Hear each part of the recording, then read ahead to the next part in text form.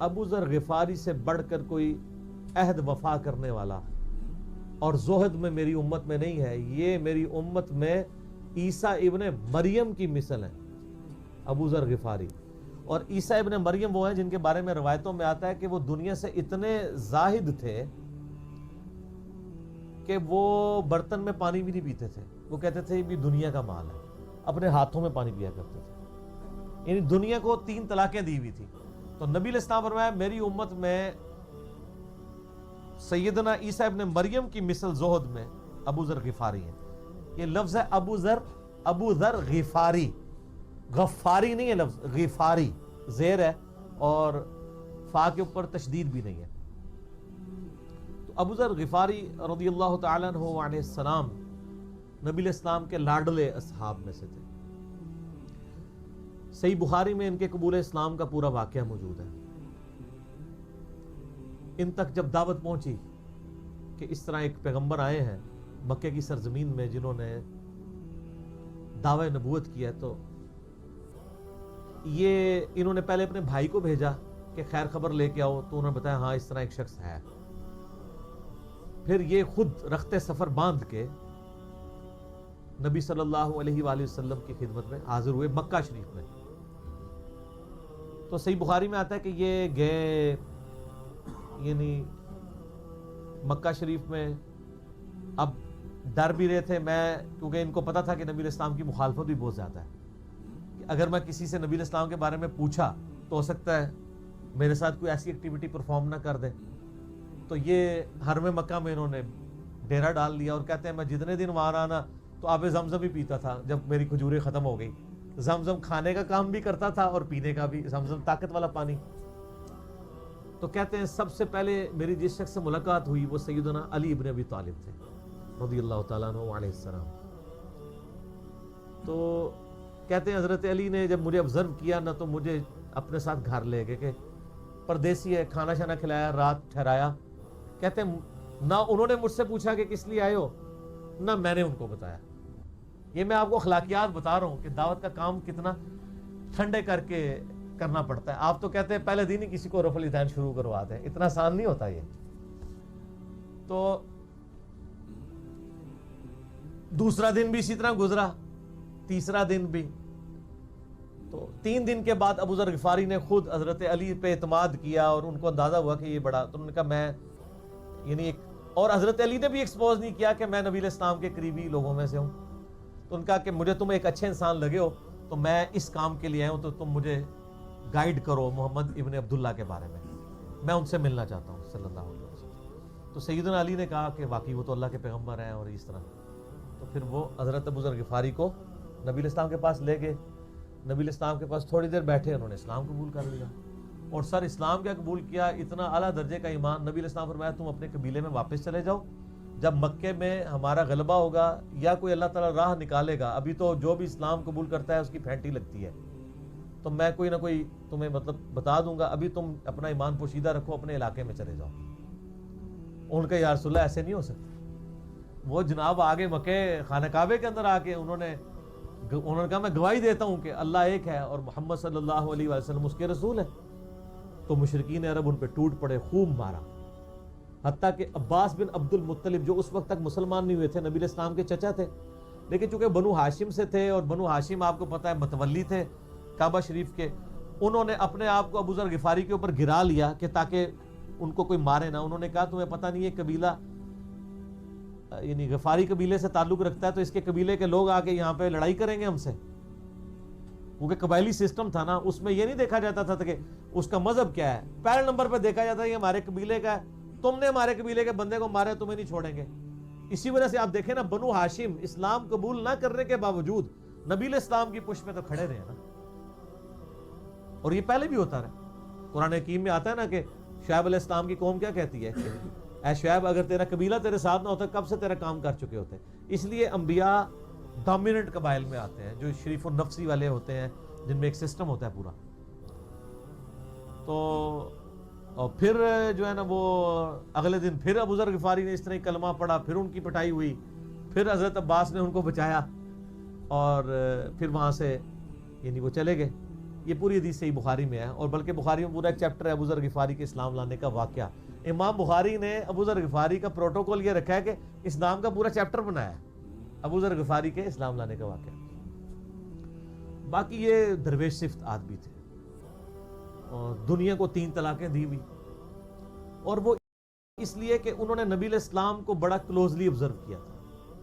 نبی علیہ السلام کی جتنی احادیث دنیا سے زہد اور دنیا پرستی کی مذمت پہ ہے نا، اکثر احادیث کے راوی ابو ذر غفاری ہیں. چونکہ انہوں نے نبی علیہ السلام کو بڑا کلوزلی آبزرو کیا تھا، تو اس لیے وہ صحابہ کرام پہ جب دنیا کے خزانے کھول دیے گئے، اور بعض اصحاب اور بعض تابعین میں انہوں نے جب دنیا کی محبت میں غلبہ اور عیاشی کا لیول دیکھا تو ان سے وہ برداشت نہیں ہوتا تھا. انہوں تو نبی علیہ السلام کی صحبت کی ہوئی تھی. وہ کہتے تھے یہ دیکھو یار، ہم لوگ تو فاقے کرتے تھے اور ہمارا پیغمبر ہمیں یہاں تک تعلیمات دیتا تھا کہ اے اللہ محمد اور آل محمد کو بس اتنا ہی رزق دینا کہ روح اور جسم کا رشتہ برقرار رہے. یہ حدیث بخاری و مسلم میں ہے، اور بخاری و مسلم میں حدیث ہے حضرت عمر کو نبی علیہ السلام نے ڈانٹتے ہوئے کہا جب وہ چٹائی کے نشان دیکھے، ان کا یا رسول اللہ رو پڑے کہ کیسر و کسرا تو دنیا کے مزے لوٹ رہے ہیں اور آپ اللہ کے نبی ہیں. تو آپ فرمایا کہ تم اس پہ خوش نہیں کہ وہ دنیا کے مزے لوٹیں اور تم آخرت کی سعادت لوٹو؟ اور لگتا ہے عمر تم پہ دنیا کی حقیقت آج بھی نہیں کھلی. جن لوگوں کے سامنے یہ ساری چیزیں تھیں، جو آخری خطبات میں سے شہدائے احد کے اوپر جو نماز جنازہ آپ نے 8 سال بعد پڑھی، اور وہاں پہ آپ نے جنازے یعنی ادھر قبرستان میں خطبہ دیا عبرت کے لیے، اور اس میں کئی چیزیں تھیں. ایک تو یہ تھی کہ یہ یہاں پہ وہ لوگ دفن ہیں جنہوں نے اسلام کے لیے قربانی دی ہے، اور ان کا پھل تم نے کھانا ہے. وہ دنیا سے اسی طریقے سے گئے ہیں، دفن میں نہیں دیا گیا کئی لوگوں کو. نمبر 2، اسی میدان میں مال غنیمت سمیٹنے کی وجہ سے ایک فتح شکست میں بدل گئی تھی، جبکہ اللہ کے نبی بھی موجود تھے. اللہ نے اس کا بھی لحاظ نہیں کیا، اور وہ فتح شکست میں بدل گئی کہ انہوں نے مال غنیمت لپیٹنے میں نبی علیہ السلام کی حکم عدولی کر دی، تو تاکہ بعد میں یہ معاملہ نہ ہو. تو وہاں آپ کا خطبہ بخاری مسلم دونوں میں ہے. آپ نے فرمایا کہ، اور حضرت عقبہ ابن عامر کہتے ہیں میں نے آخری دفعہ نبی علیہ السلام کو ممبر پہ اسی دن دیکھا تھا. آپ نے فرمایا کہ میں اللہ کی قسم اپنے حوض کوثر کو اس وقت دیکھ رہا ہوں، اللہ نے دکھا دیا.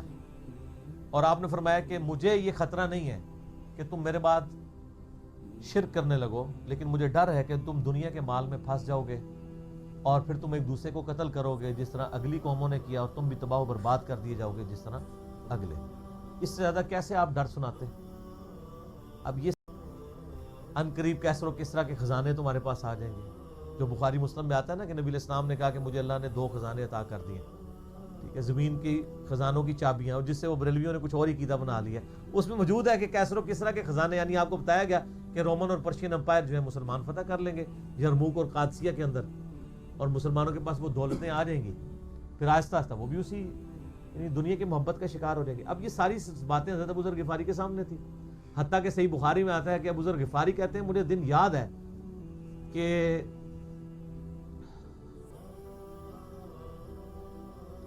نبی علیہ السلام نے فرمایا کہ ابو ذر وہ احد پہاڑ دیکھ رہے؟ تو کہتے ہیں میں نے احد پہاڑ کی طرف دیکھا اور میں یہ سوچ رہا تھا کہ ابھی مجھے آپ کسی کام کے سلسلے میں وہاں بھیجیں گے. دن کا وقت تھا، تو میں اپنے ذہن میں یہ اندازہ لگانا شروع کر دیا کہ کوئی کام بتائیں گے تو میں یہ پہنچ کے واپس کتنی دیر میں آؤں گا.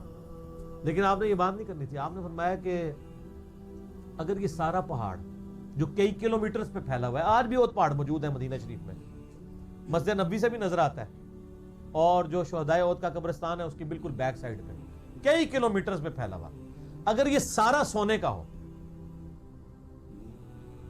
تو آپ علیہ السلام فرمایا کہ میں سب کا سب اللہ کی راہ میں فوراً شام سے پہلے خیرات کر دوں، اپنے پاس میں 2 یا 3 دینار ہی رکھوں صرف، یعنی جو ٹوٹل زندگی گزارنے کے لیے. سب حضور سے سنی بھی تھی، پاس خزانے آئے ہیں، اور حضرت عثمان کے دور میں لوگوں کے لاکھوں روپے آج کے وظیفے لگ گئے ہیں گھر بیٹھے، وہ بھی انہی عیاشیوں میں پڑ گئے ہیں، تو ان کو یہ چیزیں ہضم نہیں ہوتی تھی. تو یہ شام ہجرت کر گئے تھے. نبی علیہ السلام نے پہلے ہی کہا تھا، المستدل الحاکم میں تو ڈیٹیل موجود ہے. یہاں پہ میں آپ کو ضمن بتا دوں، اکثر لوگ صحابہ کرام کے حالات و واقعات کے بارے میں پوچھتے ہیں، مطلب پوری زندگیاں لگ جائیں تو وہ واقعات بیان کرتا رہے. یعنی اہل سنت کے ائمہ نے لکھا سد الغابہ، امام ابن اثیر المتوفی 630 ہجری نے 8000 صحابہ کے حالات و واقعات جمع کیے ہیں اس کے اندر. یہ اردو میں ترجمہ ہو چکا ہے شرح کے ساتھ. اس کی شرح لکھی ہے الاصابہ امام ابن حجر اسقلانی نے, المتوفا 852 ہجری. 8000 صحابہ کے حالات و واقعات, یہ سب سے بڑا ذخیرہ ہے ہمارے پاس. البر المتوفا 463 ہجری الاستیاب ان کی کتاب ہے, اب وہ ابھی اردو میں ٹرانسلیٹ نہیں ہوئی ہے. اور اس کے علاوہ فضائل صحابہ جو چیپٹر ہیں بخاری میں مسلم میں, وہ آپ کو چند ایک واقعات ملیں گے. ڈیٹیلڈ آپ کو المستدرک للحاکم میں جو 4تھی اور 5ویں جلد ہے نا, جو اردو ترجمے والی بریلویوں نے چھاپی ہے, وہ تو ساری ہے ہی صحابہ کرام کے بارے میں, اور ڈیٹیلڈ حالات ہیں. ابو ذر غفاری کے بارے میں بھی آپ کو آلموسٹ جتنی میں حدیثیں بیان کر رہا ہوں آپ کو مل جائیں گی. اس میں یہ حدیث نبی علیہ السلام نے, یعنی یہ حدیث ہے المستدرک للحاکم میں صحیح سند سے, کہ فرمایا آپ علیہ السلام نے کہ ابو ذر تیرا کیا حال ہوگا جب تو بھوسا لوگوں میں رہ جائے گا. اور آپ نے یوں انگلیاں ڈالی. اور ابو ذر غفاری کا انتقال 32 ہجری میں ہوا ہے حضرت عثمان کے دور میں. یہ بات عبداللہ بن عمر بن عاص کے بارے میں نہیں کہی تھی؟ وہ بھی ہے, وہ تو صحیح بخاری میں ہے. عبداللہ بن عمر بن عاص کو نبی علیہ السلام نے فرمایا تھا کہ تو بھوسا لوگوں میں رہ جائے گا. سیم الفاظ حضرت ابو ذر غفاری کے بارے میں حاکم میں ہے. آپ مستدرک للحاکم کا چیپٹر کھول لیں, وہ تو یزید کے دور تک گئے تھے نا, یہ حضرت عثمان غنی کے دور میں فوت ہوئے. یعنی حضرت عثمان غنی برے نہیں تھے نعوذ باللہ, یعنی ان کے دور میں عیاشی کا لیول لوگوں کا یہ ہو گیا تھا. اس میں پھر حدیث میں الفاظ ہیں نبی علیہ السلام سے, پھر انہوں نے کہا یا رسول اللہ میں کیا کروں, تلوار اٹھا لوں؟ آپ فرمایا صبر کرنا اور اپنی زبان سے تم حق بات کی تلقین کرتے رہنا, پھر آپ کو حاکم میں ملے گا. نبی علیہ السلام فرمایا کہ ان قریب تمہیں مدینے سے نکال دیا جائے گا, شام چلے جاؤ گے وہاں سے بھی نکال دیا جائے گا. اور سر ایک بڑی دردناک حدیث ہے ابو ذر غفاری کے بارے میں, وہ حاکم میں ہی ہے, المستدرک للحاکم میں.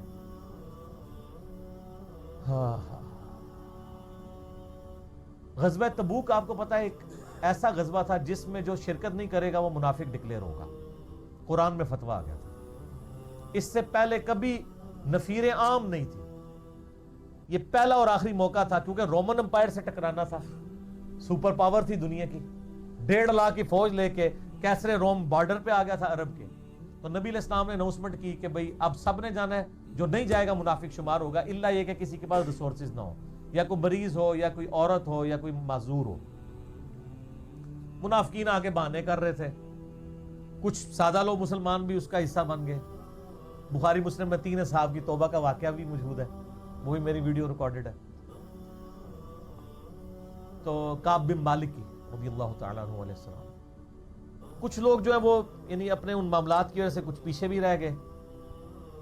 تو المستدرک للحاکم میں آتا ہے کہ صحابہ کرام کہتے ہیں کہ ہم نبی علیہ السلام کے ساتھ سفر پہ نکلے نا جب, تو نبی علیہ السلام کو آ کے کوئی بتاتا تھا, کہتا تھا یا رسول اللہ وہ جو فلاں بندہ تھا نا وہ بھی کوئی نہیں آیا, پیچھے رہ گئے. تو آپ علیہ السلام پرواہ نہیں کرتے تھے. پھر بتایا گیا یا رسول اللہ وہ بھی کوئی نہیں, یعنی جڑے نعرے مارتے سن اچھے اچھے جدوں ایتھے کسی کو دسایا جائے کہ سر وہ تو پکا جڑا یار ہے بیلی وہ بھی کوئی نہیں ہے. اب 30,000 کے لشکر میں آپ نے کوئی ریکارڈ تو نہیں رکھا تھا, رجسٹر تھا, لیکن کدھر 30,000 بندوں میں کدھر کوئی رکھ سکتا ہے صاحب اس طرح. یا رسول اللہ وہ بھی رہ گیا, وہ بھی. تو حضور علیہ السلام کہتے ٹھیک. آپ فرماتے تھے اللہ چاہے گا تو آ جائے گا, نہیں آئے گا تو نہیں آئے. تو کسی نے کہا کہ وہ ابو ذر غفاری بھی پیچھے رہ گئے. آیا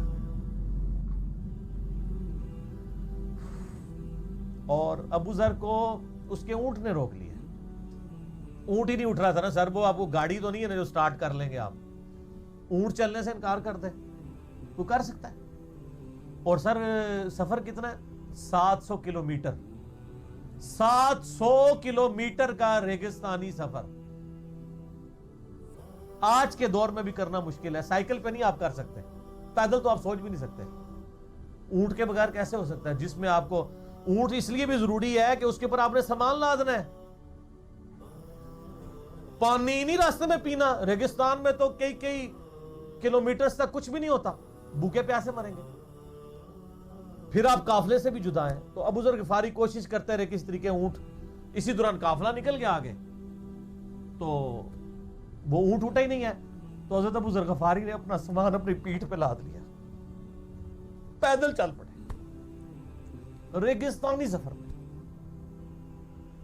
حاکم کی روایت ہے کہ ہم نے دیکھا دور سے ایک اکیلا شخص آ رہا ہے, جس کی پیٹھ کے اوپر بورا لدا ہوا ہے. تو نبی علیہ السلام کی آپ محبت دیکھیں, آپ نے فرمایا کہ تو ابو ذر ہو جا, یعنی جو آنے والا شخص ہے تو ابو ذر ہو. یعنی حضور نے خواہش کا اظہار کیا. آپ کو نظر تو نہیں آ رہا تھا یہ کون آ رہا ہے, آپ کی محبت, آپ کو پتا تھا ابو ذر غفار ہی نہیں رہ سکتا پیچھے. تو صحابہ کہتے ہیں آپ نے فرمایا تو ابو ذر ہو جا. تو صحابہ کہتے ہیں تھوڑی دیر بعد جب وہ قریب آئے تو ہم نے پہچان لیا ابو ذر غفاری ہیں. تو جب ہم نے پہچان لیا نا تو حضور علیہ السلام نے ان کے پہنچنے سے پہلے آپ نے فرمایا ابو ذر کو دیکھو اکیلا آ رہا ہے, اکیلے ہی دنیا سے جائے گا اور قیامت دن بھی اکیلا اٹھایا جائے گا. دنیا سے کیا کہہ رہے گے. صحیح بخاری میں آتا ہے کہ حضرت عثمان غنی رضی اللہ عنہ کے دور میں چکے, یہ اس حدیث کا بھی کچھ حصہ باقی ہے, میں بعد میں بیان کروں, پہلے میں اس کو کنکلوڈ کر لوں. کہ صحیح بخاری میں آتا ہے کہ حضرت ابو ذر غفاری شام چلے گئے تھے, وہاں پہ چونکہ گورنر تھے حضرت معاویہ رضی اللہ تعالیٰ عنہ. وہ قرآن کی وجہ سورہ توبہ کی آیات ہے نا کہ جو لوگ سونا اور چاندی جوڑ کے رکھتے ہیں یہ گرم کر کے ان کی پیٹھوں پہ, ان کے ماتھے کے اوپر لگایا جائے گا قیامت والے دن. تو وہ یہ آیت پڑھا کرتے تھے اور حضرت معاویہ سے ان کا جھگڑا رہتا تھا کہ تم لوگ جو یہ مال جوڑ رہے ہو نا اور یہ اتنے خزانے تم لوگوں نے بنا لیے ہیں, یہ نبی علیہ السلام کی تعلیمات کے خلاف ہے. تو حضرت معاویہ کہتے تھے یہ تو اہل کتاب کے بارے میں آیات نازل ہوئی ہیں. تو وہ کہتے تھے نہیں, یہ سب کے بارے میں ہے. اب شرعی حکم یہ ہے کہ مال آپ جوڑ سکتے ہیں اگر آپ زکوٰۃ دے رہے ہیں, لیکن یہ پسندیدہ نہیں ہے, کی نوبت نہیں آئی ہے. حالانکہ خمس ملتا تھا, خیرات کرتے تھے. ابو ذر غفاری کا جھگڑا یہ تھا کہ تم تو نبی کے اصحاب ہو, تم لوگوں کو یہ زیب ہی نہیں دیتا کہ تم لوگ اس طرح کے محلات میں رہو اور اس طرح مال جوڑو. تو اب چونکہ سینئر سے ابھی تھے, ان کو ہاتھ ڈالنا بھی آسان نہیں تھا. پھر نبی علیہ السلام نے فرمایا ہو کہ اس سے زیادہ سچا انسان ہی کوئی نہیں. تو حضرت معاویہ نے خط لکھا حضرت عثمان کو کہ جی اس بندے سے میری جان چھڑائے نا, اس کو آپ واپس بلائیں. حضرت معاویہ نے جب خط لکھا تو حضرت عثمان نے ان کو کہا تم مدینہ شریف واپس آ جاؤ. مدینہ شریف جب یہ واپس آئے تو صحیح بخاری میں آتا ہے کہ لوگوں کا جھمگٹا لگ گیا ابو ذر غفاری کے گرد. لوگوں کو پتا تھا یہ تو بڑا یعنی زہد والا بندہ ہے. تو ابو ذر غفاری وہی حدیثیں سنایا کرتے تھے کہ حضور نے فرمایا یہ احد پہاڑ سونے کے برابر ہو تو میں خیرات کر دوں گا. جبکہ باقی صاحب کہتے تھے کہ مال جوڑنا جائز ہے اگر زکوٰۃ کوئی دیتا رہے. وہ یہ کہتے تھے کہ یار یہ تم لوگوں کو تو زیب نہیں نہ دیتا, یار تم لوگ تو یہ باتیں نہ کرو, تم لوگ نبی کی صحبت یافتہ ہو, تم لوگوں کو تو زہد ہونی چاہیے تم لوگوں کی زندگی میں. اب لوگوں کا ہجوم ان کے گرد لگ گیا اور پھر حضرت عثمان نے ان کو خلیفہ وقت بلایا اور کہا کہ یار تو خود ہی مدینہ شریف چھوڑ کے یہاں سے چلا جا, تیری وجہ سے فتنہ کھڑا ہو گیا. حضرت عثمان نے کہا میں نے تو نبی علیہ السلام سے سنا تھا کہ حکمرانوں کی اطاعت کرنا, صبر کر لینا. تو ایک زبدہ نامی کا ایک گاؤں تھا مدینہ شریف کے پاس, شہر سے ہٹ کے, تو وہ پھر وہاں پہ ہجرت کر گئے. آپ دیکھیں ریونج کیسا تھا, لوگ کتنے ڈرے ہوئے تھے کہ ابو ذر اپنی بوڑھا شخص 80-90 سال کا بابا اپنی ایک بڑھیا بیوی کو لے کے اس عمر میں شہر بدر ہو رہا ہے اکیلا. آج نہیں آپ سوچ سکتے کسی جگہ آپ اکیلے جا کے پڑاؤ کریں, کسی بیابان کے اندر, ریگستان کے اندر. اس زمانے میں آپ سوچ رہے, آج کل بھی آپ مدینہ شریف کے گرد چلے جائیں تو آپ وہاں نہیں ایک رات بھی نہیں گزار سکتے. تو کوئی شخص حضرت ابو ذر غفاری کو سی آف کرنے نہیں آیا سوائے حضرت علی کے, اور وہ بھی مدینے کی باؤنڈری تک آئے. ان کو پتا تھا ان کے سٹانس کے بارے میں, اور حضرت علی نے ان کو جب سی آف کیا تو کہا کہ میں چونکہ حکمران وقت کی اطاعت کا پابند ہوں, میں مدینے کی باؤنڈری سے باہر نہیں جاؤں گا. اگر مجھے کوئی اس طرح کا یعنی حکم اجازت مل جاتی تو میں تیرے ساتھ جاتا. ایران والوں نے حضرت علی علیہ السلام کے زندگی کے آخری 10 سال کے اوپر ایک فلم بنائی ہے، امام علی علیہ السلام. اس میں ابو ذر غفاری کے سارے واقعات انہوں نے فلمائے ہیں سر، دیکھنے والے. جب مولا علی چھوڑنے آتے ہیں، پھر جو ان کی ڈیبیٹس ہوتی ہیں مدینہ شریف میں لوگوں کے ساتھ، وہ ساری انہوں نے ویڈیو میں فلما دی. پھر یہ چلے گئے وہاں پہ رہنا شروع ہو گئے. اب اس حدیث کی طرف واپس آ جائیں جو فرمایا آپ علیہ السلام نے اکیلے ہی مرے گا. تو ابو ذر غفاری، اس حاکم کی روایت میں آتا ہے ابو ذر غفاری کی موت کا وقت قریب آ گیا، صرف بیوی ہے پاس.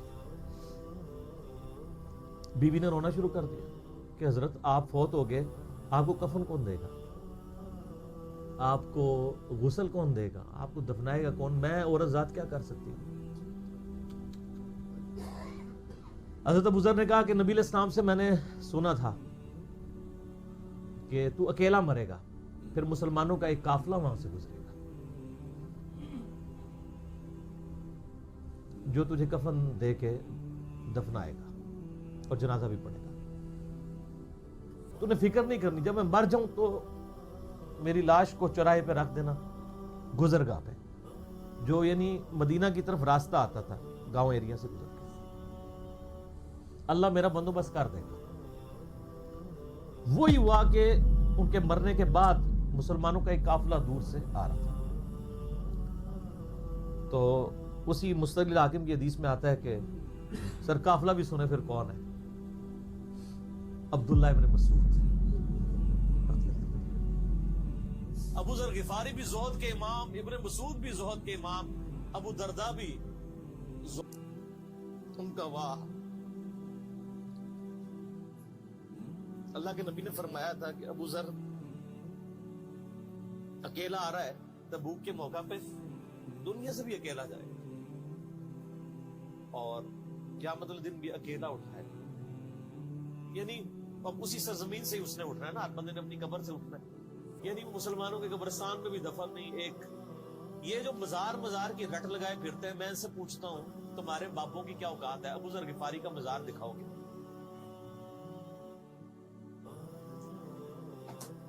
جو اس روئے ارض پہ نیلی چھتری کے نیچے سچا ترین انسان جس کو اللہ کے نبی کہتے ہیں، اس کا کوئی مزار نہیں ہے. غریب المدنی میں مرا ہے، اس کی قبر بھی ایسی جگہ ہے جہاں مسلمانوں کے پاس قبریں بھی کوئی نہیں ہے. ایک ریگستان میں اکیلی قبر ہے، اس قبر کا بھی کسی کو نہیں پتا، اس پہ کوئی مزار بھی نہیں ہے، اور قیامت الدین بھی اکیلا اٹھایا جائے گا. یعنی قیامت تک وہاں پہ کوئی قبرستان بھی نہیں بنے گا. ظاہر نبی علیہ السلام کی کیا بھی خبر ہے؟ تو کیا وہ ناکام ہو گیا اگر مزارات ہی دلیل ہے کامیابی کی؟ تو عبداللہ ابن مسعود رضی اللہ عنہ نے ان کو غسل دیا، کفن دیا اور دفنا دیا. یہ پوری ڈیٹیلز آپ کو المستدرک حاکم میں مل گئی. تو ابو ذر غفاری ان چند شخصیات میں سے ہیں جن میں پوری امت کا اتفاق ہے ان کی نیکوکاری کے اوپر. شیعہ بھی ان کو بہت رسپیکٹ دیتے ہیں، اہل سنت بھی دیتے ہیں، صوفیاء کے ہاں بھی ان کو امام مانا جاتا ہے زہد کی وجہ سے. آپ تصوف کی جتنی کتابیں پڑھیں، چاہے امام غزالی کی ہوں، رسالہ بشیریہ پڑھیں، اور لوگوں کو بھی پڑھنا شروع کریں، تو ابو ذر غفاری آپ کو زہد کے امام کے طور پہ ملیں گے کہ ان کی زندگی میں یعنی